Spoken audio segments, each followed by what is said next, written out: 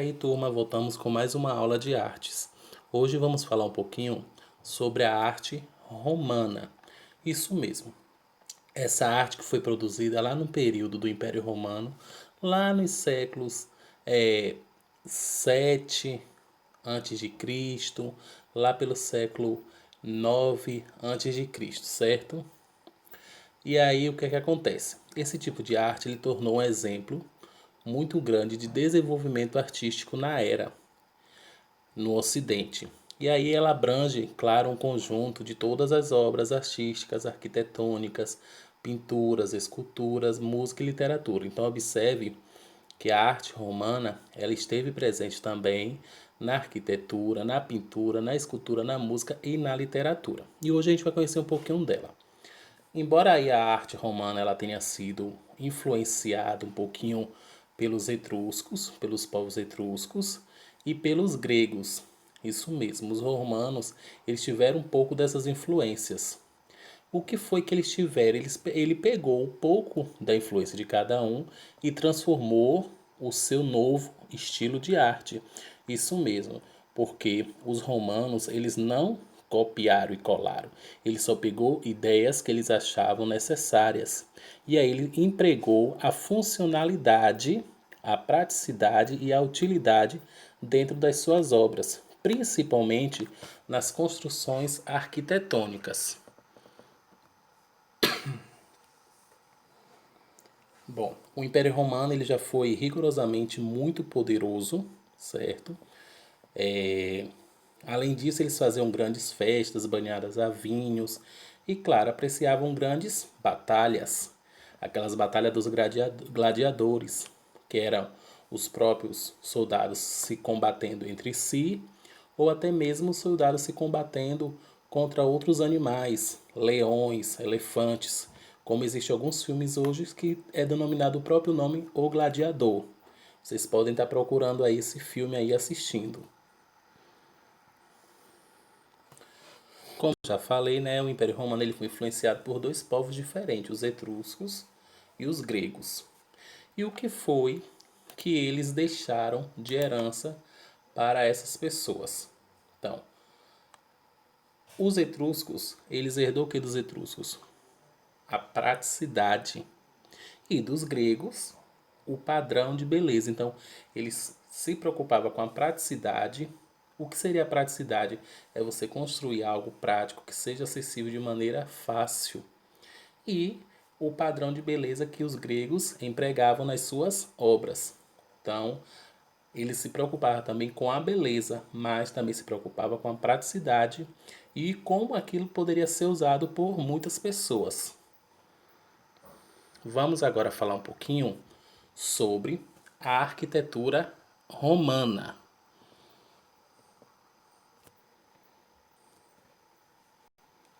Então, eu trago aí para vocês o seguinte: os gregos eles pensavam que os gregos que a gente falou na aula passada, lembra? Eles falavam o quê? Que as coisas deveriam ser úteis e deveriam ser belas. Mas os romanos eles pensavam diferente. Eles queriam que as coisas fossem belas e também úteis.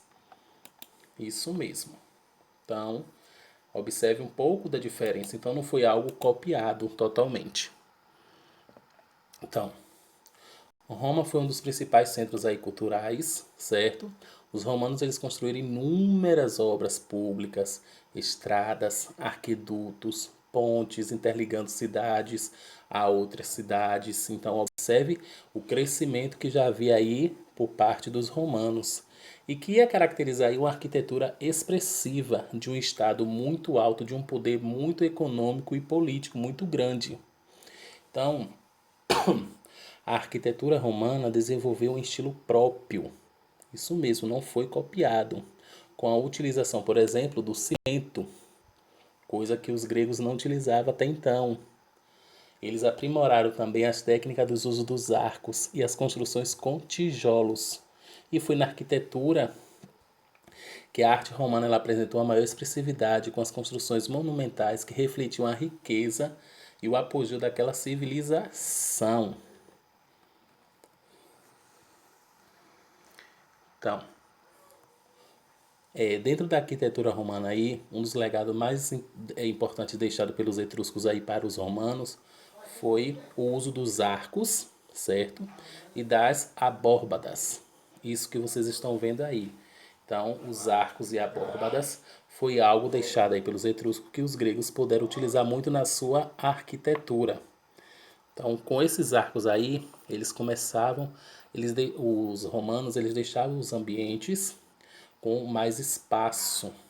Então, as pessoas tinham locais de as pessoas circularem mais. Essas abórbadas aí, vou mostrando aí algumas fotos, certo? Esses arcos e abórbadas, esses aí são os arcos. Olha os outros arcos. E as abórbadas aí, certo? Então, essas abórbadas ela tinham um formato de uma semicircunferência, desculpa, e eram colocadas em cima das construções nas partes centrais. E ela permitia aí um maior espaço interno, já que onde ela era colocada não necessitava colocar pilares. Então, esse local ficava aberto. Eu não precisava colocar um pilar aí no meio para sustentar essa abórbada, certo? Então, eu já teria um espaço para circulação. Então, observe outros exemplos aí. Por exemplo, tá vendo? As abórbadas aqui em cima. Observe que eu não preciso colocar a coluna. Então, eu tenho um espaço bem maior aí para vocês analisarem diferente, certo? De um outro ângulo. Lembrando que esses arcos e abórbadas, deixados pelos etruscos para os romanos, possibilitou que os romanos eles começassem a construir casas, prédios com mais de um andar. E temos também aí, né, a herança grega. Temos aí o templo de Panteão, que significa casa dos deuses aí, que era lá dos romanos. E temos o Panteão aí de Atenas, com sua fachada aí grande.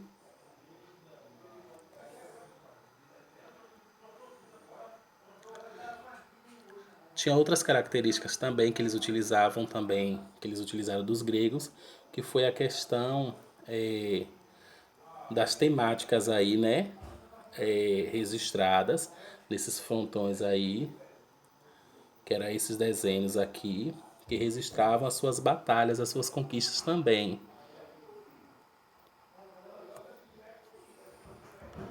Outras heranças aí também dos etruscos, a funcionalidade das coisas, né? Tudo tinha que funcionar, nada só ser só bonito, só para enfeito.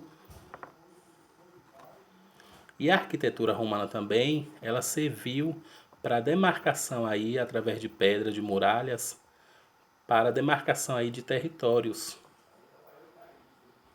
E aí vamos falar um pouco agora das edificações, né, romanas, que ela possuía uma função utilitária, ela possuía um sentido, elas tinham que ser utilizadas de alguma forma. E temos aí, né, os templos, que foram construções aí destinadas para o povo cultuar e oferecer oferenda aos deuses.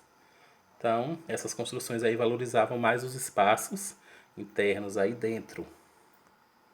Temos aí um exemplo. E as atividades comerciais e cívicas eram feitas nas basílicas, que se destinava aí às comercializações, os atos jurídicos, as reuniões das bolsas de valores. E aí temos alguns desses aí, dessas basílicas. Além disso, tinham também as termas. Isso mesmo, as termas, na verdade, eram construções aí feitas pelos romanos que serviam de banho coletivo no centro de Roma. Então, era um espaço onde todos se banhavam, certo? Observem aí.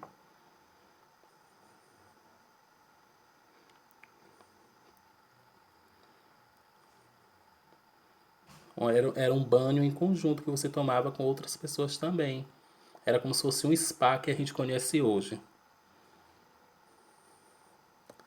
E eles também foram responsáveis pelos arquedutos, isso mesmo, que era o sistema de captação de esgoto. Esses arquedutos eram grandiosos. Observe que esses arquedutos eram construídos, eles puxavam muitas vezes desses arquedutos aí. Aqui em cima vocês podem analisar. Observe a água aí. A captação de esgoto, eles utilizavam já a forma de esgoto, certo? De tratar o esgoto. E também eles traziam água de outras fontes. Eles traziam água de fontes mais longes das cidades. Então, através dessas captações aí de esgoto, desses arquedutos, que foi também uma característica aí, observe outros arquedutos aí, eles traziam água para a cidade também, de lá da natureza, diretamente da natureza. Temos o circo, né? Que foi muito originário aí de Roma, que trazia divertimento através dos jogos circense, corrida de cavalo, jogos de Troia, jogos de escravo. Então o Circo Máximos aí foi um dos famosos aí na capital romana. E trazer alegria para o povo também foi criado pelos romanos, o circo. E temos também, né, o teatro, né? Então os teatros romanos ela possuíam cenários, vários tipos de cenário, eram construídos de madeira e o público abrigava-se em arquibancada a céu aberto. Temos aí o Teatro Marcelos, certo? Temos vários lugares aí, ó, onde ficava localizadas as pessoas, os cenários, claro, as classes também dominantes ficavam em locais especiais. E temos os anfiteatros, que foram aí construídos para que o público apreciasse aí lutas de gladiadores, aquelas lutas que eu falei lá no início da nossa aulinha aí, ó, sobre a arte romana, que eram aquelas lutas, certo? Onde os gladiadores aí combatiam com leões, com outros soldados também. Observe aí o anfiteatro aí feito por fora, certo? O Coliseu aí.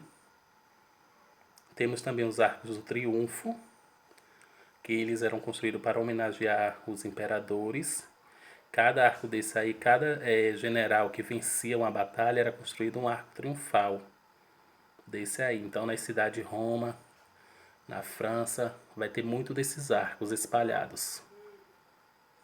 E tem as colunas triunfal também, que construíram no marco aí das construções grandiosas e serviu de memória do falecimento aí dos nobres ou dos imperadores. Então, cada nobre imperador era homenageado aí com a construção de uma coluna dessa aí triunfal. Então, observe ela atentamente.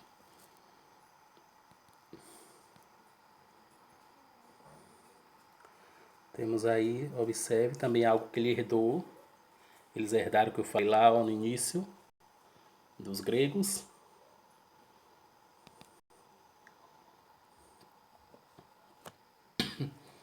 E temos a moradia também, né, romana, ou domus, que são as residências mais sofisticadas aí, que eram tidas só pelo Império Romano, pertencia à nobreza, e era chamada de domus. Domus possuía aí várias divisões internas, área para banho, jardins, cômodo principal.